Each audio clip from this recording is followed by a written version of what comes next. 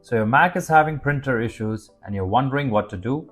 Well, one of the most effective fixes is to complete reset your Mac's printing system.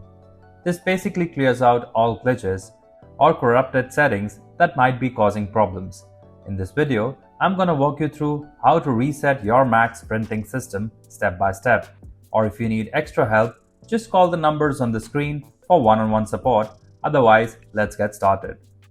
Before we start the step, we request you to join our YouTube channel and support us.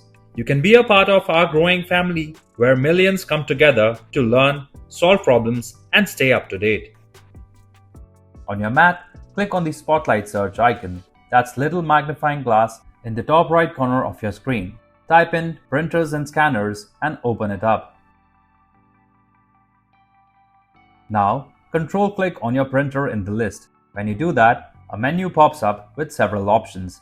Look for something that says Reset Printing System and click on OK.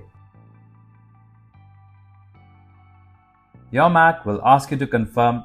Basically, it's just making sure you really want to do this. Go ahead and click on the reset to confirm the action.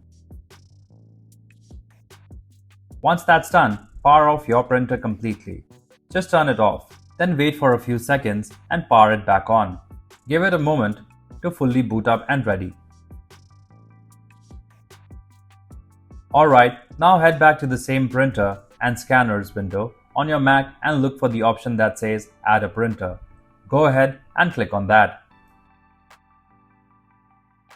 When you do, your Mac is going to show you a list of available printers on your network. Simply find your printer in the list and click on Add. Now, just wait a moment while your Mac sets everything back up for your printer. You'll see a notification when it finishes. Your printer should be back online and ready to print again.